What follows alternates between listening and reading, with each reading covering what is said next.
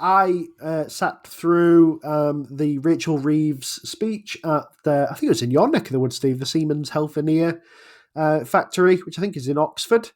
It's where you make the big magnets for the MRI scanners, and then you ship them off to somebody who's talented enough to assemble them, which is in a different country. Um, at first, I thought she was talking in Hull, and I thought, what a coup.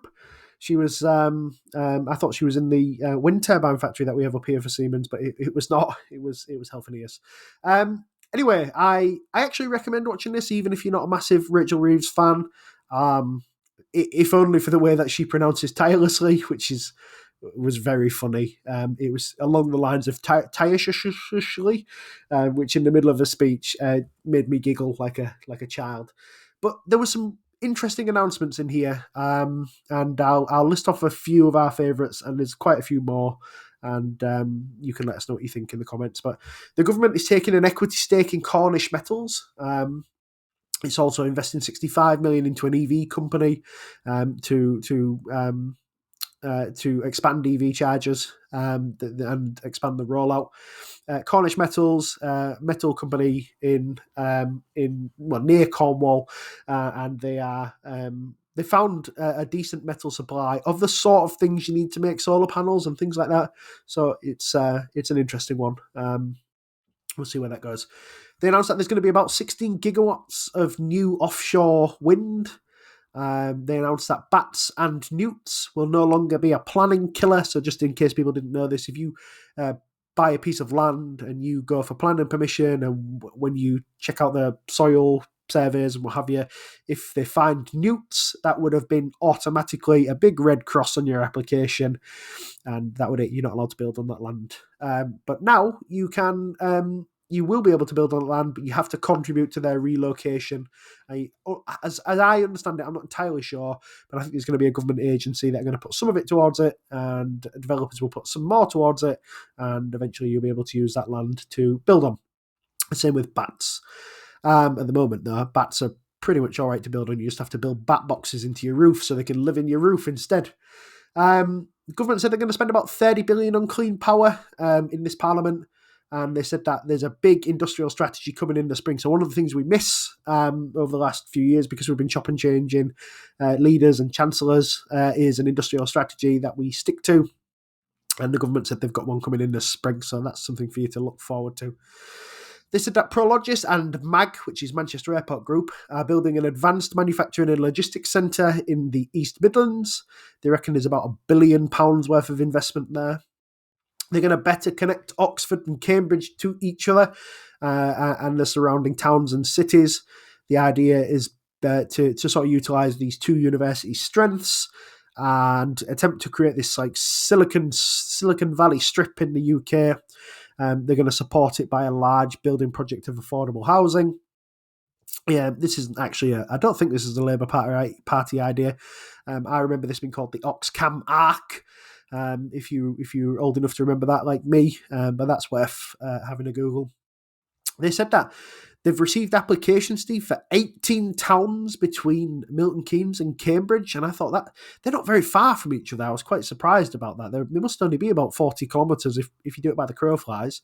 That's a lot of towns, but when you look there, it's actually quite townless. So you would be able to fit them in quite nicely.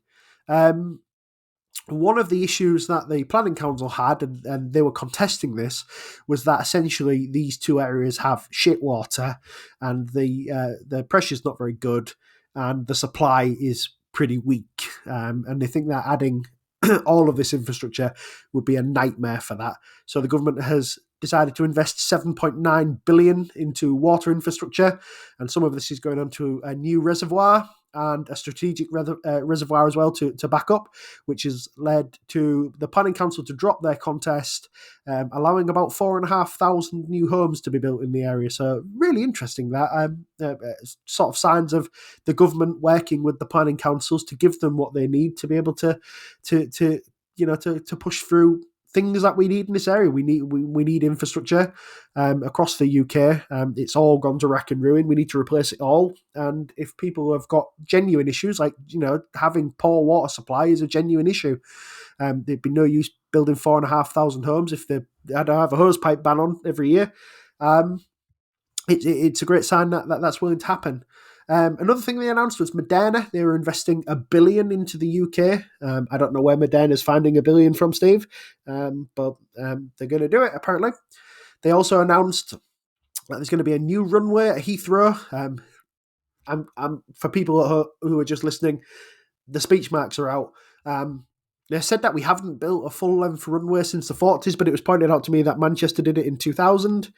They also said that this would benefit Scottish salmon and Scottish whiskey, which really made me laugh because I thought, surely there's an airport closer than Heathrow that we want to be sending whiskey and salmon from. You know, it's like a 5-hour journey down from most areas of Scotland to Heathrow. So yeah, that seems like a strange thing to advertise. I mean, if that's what you were doing it for, you'd want to build one at probably Glasgow Airport or whatever. But there you go. They reckon there's a 0.43% boost to GDP over the next 25 years. And also that'll create about 100,000 jobs, just mainly because we'll be able to export things faster. And because we'll be able to do them faster, we should be able to do more, essentially. But we'll see. They said that they're accepting applications for Luton and Gatwick as well. And if you are looking down that list and saying, well, there wasn't an awful lot there to do with the North, that was because there wasn't an awful lot to do with the North. There was some areas where they said about electrifying UK lines, and I think a lot of it is getting deferred to the metro mayors to announce. But there wasn't this was picked up by Robert Peston, and Rachel Reeves said, look, we're doing stuff, it's just not in this list. Whether you believe that or not is probably tied closely to your political affiliations.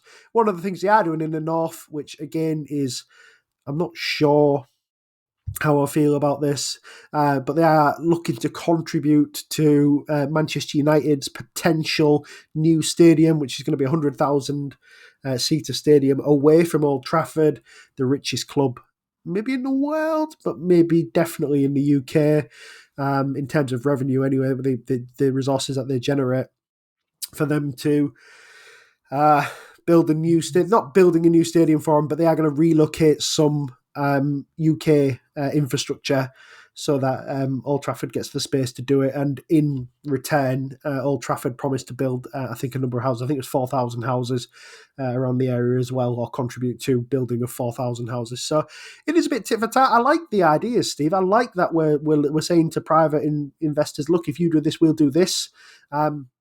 We've been absolutely crying out for this kind of level of investment. And if that's the way we get private investors on board, then to be fair, Steve, I'm all for it. I said on the Trading 212 forums that a lot of people seem to hate everything that Labour are doing, and they think we're in this. Well, they don't think, they know we're in this malaise as a country, and yet they want the government to fail. So we continue to be in this malaise. I think we've got to try and be positive and hope that this works, because really, Steve, at our level, there's not a lot. There's not a lot we know. There's not a lot we can do about it. There's not a lot that we're sure will or won't work. We can only judge them by the end of the tenure, and I'm prepared to wait till the end of the tenure to tell you whether they've passed or failed my test, Steve. I generally quite liked this. I was sort of reasonably positive on more or less all of it. Whether there are things they could have done that would have been better alternatives, I couldn't tell you with much confidence, having not thought about it. But in spirit, I liked the vast majority of what I saw here. The big news, of course, is that they're going to make improvements to the A48 between Cambridge and Milton Keynes. That will boost UK GDP like nobody's business. No, but you said with the planning authorities, I think it was, you put it in terms of working with people to give them what they need so you can get what you need. And said something similar later on about sort of the private sector, and that was by and large the theme I thought I saw running through this. Now, Labour has had a long time to come up with some ideas for what it would do when it got into power. It's been a long time since they were in government, and this is what they've come up with. I think it's pretty good as a set of ideas. I mean, there are bits of this that I would not be my favourite ideas, but I haven't looked at this carefully enough to know whether my favourite ideas would be preferable. So, for instance, additional runway at Heathrow. I'm not for the moment worried about the implications of trying to move the M25 or knocking down houses or whatever for the moment. I'm just not convinced Heathrow's the place to be kind of building more here, as well as Luton and Gatwick. I'd rather we attempted to move this to say Manchester and expand there and expand somewhere else further up the country. I think that kind of area would be, again, I don't know about the practicalities of that, to be honest. There may be good structural reasons why it's Heathrow or nowhere. And I know there's been awful large amounts of things on this for as long as I can remember now, since before he was even Prime Minister, Boris's kind of estuary airport and all this sort of thing. I mean, in principle, my preference would have been to do that somewhere else, but I don't know confidently enough, having looked at the details, to tell you this is the wrong move. What I do know is that I quite like the spirit of nearly all of this, in terms of working with the private sector to get stuff done that realistically the government isn't going to be able to get done by itself. So they've got big house building commitment promises. Okay, get Man United to try and to do some of that in exchange for you relocating some rail freight terminals. Sure, if that's the way that gets done, that's okay with me. Houses need getting built, and realistically, I think I don't care much who sort of builds them here. They need to be doing these at speed. Interesting the way the kind of quite a few there's been various negotiations on various things that have caused environmental objections to fall away, or environmental lots to back off.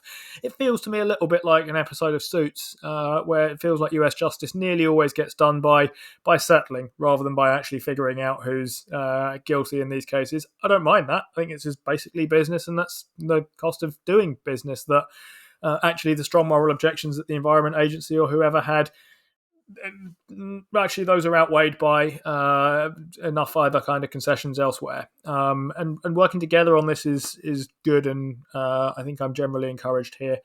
I'm not a Man United fan, by the way. I did hear they were trying to, or at least now that I look more closely, it's Rachel Reeves has promised support for the reopening of Doncaster Sheffield Airport, as I kind of gestured at in WhatsApp to you earlier, which I would be excited to see the return of. But I guess they could try shipping whiskey and salmon out of there. I mean, no reason that has to be, as you say, rack up some extra food miles by hauling it down the country to London so they can fly it out again. I've flown out of that airport once, Steve, and I will never do it again.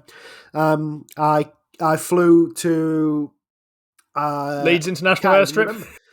No, I think I think I flew to France. I think I flew to Paris airport from it, and yeah, awful. Our flight got delayed by 2 hours, and it thought, all right, we'll just go grab a seat. Unfortunately, there was like 9 seats in the whole airport, and they were obviously taken by some of the other people on the plane. So I just had to stand for 2 hours and just wait, because you don't even have anything to sit on other than like a cold hard floor.